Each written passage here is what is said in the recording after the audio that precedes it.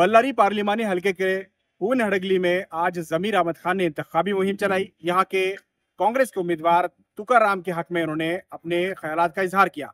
एक बड़े से मजमुए से खिताब करते हुए जमीर अहमद खान ने कहा कि 2 मरतबा बीजेपी कैंसर की तरह आ गई है। अगर 2 स्टेज के बाद तीसरी मरतबा अगर बीजेपी आती है तो वो तीसरी मरतबा यानी 3rd स्टेज का कैंसर होगा। उन्होंने बीजेपी सरकार को कैंसर से जोड़ा है।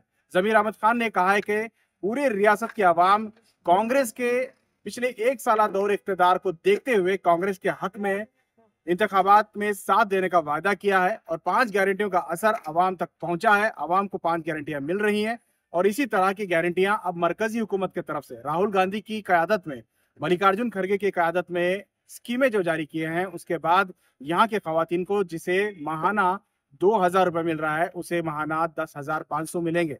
तो इस तरह से पूरे मुल्क की खवातीन के लिए एक सुनहरा मौका है कि अवाम के हक में काम करने वाली सरकार, कांग्रेस सरकार को इस बार मजबूत बनाए।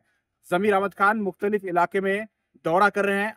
बल्लारी के अलग अलग असम्बली हलकों में पहुंचकर जमीर अहमद खान, चूंकि यहाँ के विजयनगरा डिस्ट्रिक्ट के वो इंचार्ज मिनिस्टर भी हैं, लगातार वो दौरा कर रहे हैं और पूरी तरह से इस हलके का गढ़ बनाकर वो बैठे हुए हैं और किसी भी हद तक वो इस इंतखाबात में कामयाब कराने के लिए, तुकाराम को कामयाब कराने के लिए हर मुमकिन कोशिश कर रहे हैं।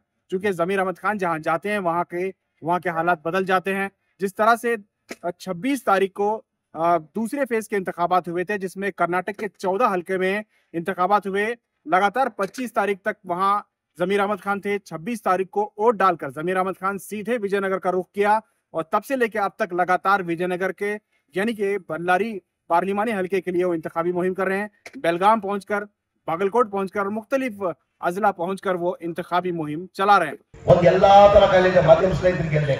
ಒಂದು ಕಾಯಿಲೆ ನಮ್ಗೆ ಗೊತ್ತಾಗಲ್ಲ, ಎಲ್ಲಾ ಕಾಯಿಲೆ ಗೊತ್ತಾಗುತ್ತೆ ಸರ್।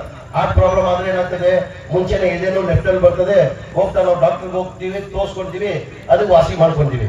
ಶುಗರ್ ಕಾಯಿಲೆ ಇದ್ರೂ ಗೊತ್ತಾಗ್ತದೆ, BP ಕಾಯಿಲೆ ಇದ್ರೂ ಗೊತ್ತಾಗ್ತದೆ, TB ಬಂದ್ರು ಗೊತ್ತಾಗ್ತದೆ। ಒಂದ್ ಕಾಯಿಲೆ ಗೊತ್ತಾಗಲ್ಲ, ಅದ್ ಯಾವ ಕಾಯಿಲೆ ಅಂದ್ರೆ ಕ್ಯಾನ್ಸರ್ ಕಾಯಿಲೆ ಅಂತೀವಿ ನಾವು।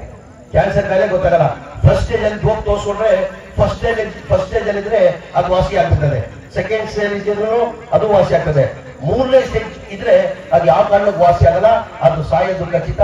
ಅದೇ ತರ ಬಿಜೆಪಿ 2 ಸತಿ ಆಗಿದೆ, ಇದು 3ನೇ ಸತಿ ಏನಾದ್ರು ಬಂದ್ರೆ ಅದು ಒಂದು ದೊಡ್ಡ ಕ್ಯಾನ್ಸರ್ ಇದ್ದಂಗೆ। ಅವ್ರು ಸಾಯಲ್ಲ, ಅವ್ರು ಸಾಯಲ್ಲ ಸರ್, ಇಡೀ ದೇಶಕ್ಕೆ ಇದಕ್ಕೆ ಸಾಯಿಸ್ಬೇಕಾದ್ರೆ 56 ರೂಪಾಯಿ ಇತ್ತು ಪೆಟ್ರೋಲ್, 63-64 ರೂಪಾಯಿ ಪೆಟ್ರೋಲ್ ಇತ್ತು ಅವಾಗ। ಇಂಟರ್ನ್ಯಾಷನಲ್ ಬ್ಯಾರಲ್ ರೇಟ್ ಇದ್ದಿದ್ದು $141 ಇದ್ದಿದ್ದು, ಅವಾಗ ಎಷ್ಟು ಪೆಟ್ರೋಲ್ ಕೊಡ್ತಾ ಇದ್ವಿ ನಾವು? 54 ರೂಪಾಯಿ ಪೆಟ್ರೋಲ್ ಕೊಡ್ತಾ ಇದ್ವಿ। ಇವತ್ತು ಇಂಟರ್ನ್ಯಾಷನಲ್ ಬ್ಯಾರಲ್ ರೇಟ್ ಎಷ್ಟಿದೆ ಹೇಳಿ? $71 ಇದೆ। ಎಷ್ಟು ಕೊಡ್ತಾರೆ ಹೇಳಿ? ಡೀಸೆಲ್ ಬಂದು 95 ರೂಪಾಯಿಗೆ, ಪೆಟ್ರೋಲ್ ಬಂದು 105 ರೂಪಾಯಿ ಕೊಡ್ತಾರೆ। ಗ್ಯಾಸ್ ಎಷ್ಟಕ್ಕೆ ಕೊಡ್ತಾರೆ? ನಾವು ಮನಮೋಹನ್ ಸಿಂಗ್ ಕಾಲದಲ್ಲಿ 413 ರೂಪಾಯಿ ಗ್ಯಾಸ್ ಕೊಡ್ತಾ ಇದ್ವಿ, ಅವಾಗ 13 ರೂಪಾಯಿ ಜಾಸ್ತಿ ಮಾಡಿದ್ರು। ಈಗಲೂ ನಮ್ಗೆ ಜ್ಞಾಪಕ ಇದೆ, ಬಿಜೆಪಿ ಅವರು ಇಡೀ ದೇಶದಲ್ಲಿ ಪ್ರತಿಭಟನೆ ಮಾಡಿದ್ರು, ಇಲ್ಲ 13 ರೂಪಾಯಿ ಇವರು ಗ್ಯಾಸ್ ರೇಟ್ ಎಲ್ಲ ಜಾಸ್ತಿ ಮಾಡಿದ್ದಾರೆ ಅಂತ ಹೇಳ್ಬಿಟ್ಟು ಇಡೀ ದೇಶದಲ್ಲಿ ಪ್ರತಿಭಟನೆ ಮಾಡಿದ್ರು। ಇವತ್ತು ಗ್ಯಾಸ್ ಬೆಲೆ ಎಷ್ಟಿದೆ? 1050 ರೂಪಾಯಿ ಇದೆ। ಇವತ್ತು ಡಾಲರ್ ರೇಟ್ ಏನಿದೆ? 53 ರೂಪಾಯಿ ಇದೆ ಡಾಲರ್ ರೇಟ್, ಇವತ್ತು 86 ರೂಪಾಯಿ ಡಾಲರ್ ರೇಟ್ ಆಗಿದೆ। ಅದು ಹೋಗ್ಲಿ, ಈಗ ಚಿನ್ನದ ರೇಟ್ 2013 ಎಷ್ಟಿತ್ತು? 1800 2,000 ರೂಪಾಯಿ ಚಿನ್ನದ 1 ಗ್ರಾಮ್ ಇತ್ತು। ಇವತ್ತು ಒಂದು ಚಿನ್ನದ ಗ್ರಾಮ್ ಬಂದ್ಬಿಟ್ಟು 7,500 ರೂಪಾಯಿ ಚಿನ್ನದ ಗ್ರಾಮ್ ಆಗಿದೆ। ಒಂದು ತಾಳಿ ತಗೊಂಡ್ಬೇಕಾದ್ರೆ ಕನಿಷ್ಠ 4 ಗ್ರಾಮ್ ತಾಳಿ ತಗೊಂಡ್ರೆ ಒಂದು 40,000 50 ಸಾವಿರ ರೂಪಾಯಿ ಆಗ್ತದೆ। ಬಡವರು ಎಲ್ಲಿಂದ ತಾಳಿ ತಗೊಳಕ್ ಸಾಧ್ಯ ಅಂತ ನಿಮ್ಗೆ ಹೇಳಕ್ ಬಯಸ್ತಾ ಇದ್ದೀನಿ। ಅದಕ್ಕೋಸ್ಕರ ನಾವು ಬಿಜೆಪಿ ಕೊಟ್ಕೊಡ್ಬೇಕಾ? ಒಂದು ತಾಳಿ ತಗೊಳಕಾಗಲ್ಲ ಶಿವಯೋಗಿ ಅಣ್ಣವ್ರೆ, ಬಡವರು ಎಲ್ಲಿಂದ ತಗೊಂತಾರೆ? 40 ಸಾವಿರ, ನಮ್ಗೆಲ್ಲ ಸಣ್ಣ ಅಮೌಂಟ್ ಅದು, ಬಡವರು ಎಲ್ಲಿ ತಗೊಳಕ್ ಸಾಧ್ಯ? ಅದು 40 ಸಾವಿರ ಒಂದು ತಾಳಿ, ಅಟ್ಲೀಸ್ಟ್ ಒಂದು ತಾಳಿ ಬೇಡವಾ? ಒಂದು ಮದ್ವೆ ಆದ್ರೆ ಒಂದು ತಾಳಿ ಬೇಕೇ ಬೇಕಾನೆ। ತಾಳಿ ತಗೊಳಕ್ಕೆ ಈಗ ತಾಳಿ ತಗೊಳ್ಬೇಕಾದ್ರೆ 4 ಗ್ರಾಮ್ ತಾಳಿ ತಗೊಳ್ಬೇಕಾದ್ರೆ 40 ಸಾವಿರ ರೂಪಾಯಿ ಆಗ್ತದೆ। ಏನ್ ಬಿಜೆಪಿ ಅವ್ರು ಏನ್ ಮಾಡಿದಾರೆ ಅಂತ ನಾವು ಅವ್ರ ಮತ ಕೊಡ್ಬೇಕು? ನಾವು ಏನ್ ಮಾಡಿದೀವಿ, ಮುಂದಿನ ದಿನ ನಮ್ಮ ಸರ್ಕಾರ ಬಂದ್ರೆ ನಾವ್ ಏನ್ ಮಾಡ್ತೀವಿ ಅಂತ ಸಾಧನೆಯನ್ನ ತೋರಿಸಿ ನಾವು ಮತ ಕೇಳ್ತೀವಿ। ಬಿಜೆಪಿ ಅವ್ರು ಏನ್ ಮಾಡ್ತಾರೆ?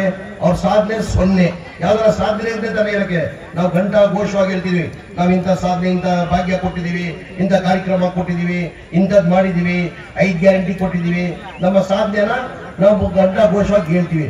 ಬಿಜೆಪಿ ಅವ್ರು ಯಾವತ್ತನ ಸಾಧನೆಯನ್ನ ತೋರಿಸಿ ಮತ ಕೇಳಿದಾರ?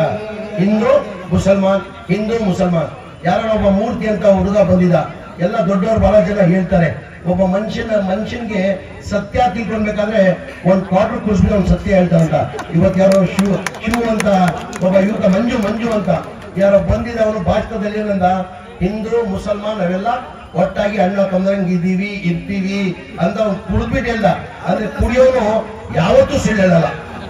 ದೊಡ್ಡವರು ಹೇಳ್ಬಿಟ್ಟು ಹೋಗಿದ್ದಾರೆ, ಯಾರ ನನ್ನ ಸ್ನೇಹಿತರಿಂದ ರಾಷ್ಟ್ರ ಮಾಡಬೇಕು ಅಂತೇಳಿ ಕನಸು ಕಟ್ಕೊಂಡು ಸ್ವಾತಂತ್ರ್ಯ ಬಂದಾಗ್ಲಿಂದ ಇಲ್ಲೇ ಮಟ್ಟ 18 ಪ್ರಧಾನಮಂತ್ರಿಗಳು ಆಗಿದ್ದಾರೆ. ಕೆಲವೊಂದ್ಸಲ ನಡುಕ್ಕೆ ಬೇರೆ ಇರ್ಬೋದು, ಇಲ್ಲ ಅಂತ ಹೇಳಲ್ಲ. ಬಟ್ ನಮ್ಮ ಪಕ್ಷ, ನಮ್ಮ ಪ್ರಧಾನಮಂತ್ರಿಗಳು ನೆಹರು ಅವ್ರನ್ನ ಹಿಡ್ಕೊಂಡು ಮನಮೋಹನ್ ಸಿಂಗ್ ಅವ್ರ ಮಟ್ಟ ಸುಮಾರು 55 ವರ್ಷಗಳ ಕಾಲ ನಾವು ಆಡಳಿತವನ್ನು ಮಾಡಿದೀವಿ. ಇವತ್ತು ಎಲ್ಲರೂ ಕೂಡ ಆ ಒಂದು ದೂರದೃಷ್ಟಿ ಇಟ್ಕೊಂಡು ಇವತ್ತು ದೇಶವನ್ನು ಕಟ್ಟಿದ್ದಾರೆ. ಅದಕ್ಕೆ ನಾವು ಇಲ್ಲಿ ಇರ್ತಕ್ಕಂಥದ್ದು ನೀರಾವರಿ ಕಾರ್ಯಕ್ರಮಗಳಿರ್ಬೋದು, ಅನೇಕ ಕಾರ್ಯಕ್ರಮ 20 ಅಂಶಕ್ಕೆ ಬರ್ತಾ ಇವೆ ಎಲ್ಲ ಕಾರ್ಯಕ್ರಮ. 20 ಪಾಯಿಂಟ್ ಪ್ರೋಗ್ರಾಮ್ ಅಂತಾರೆ. 5 ವರ್ಷದ ಪಂಚವಾರ್ಷಿಕ ಯೋಜನೆ ಇಟ್ಕೊಂಡು ಇವತ್ತು ನಾವು ಈ ಸ್ಥಿತಿಯಲ್ಲಿ ಇದ್ದೀವಿ. ಅದರಲ್ಲಿ 2014 ಹಿಂದ್ಗಡೆ ನೋಡಿದಾಗ ಎಲ್ಲ ಹೇಳಿದ್ದಾರೆ, ನಮ್ಮ ಬೆಲೆಗಳೇನಿದ್ದು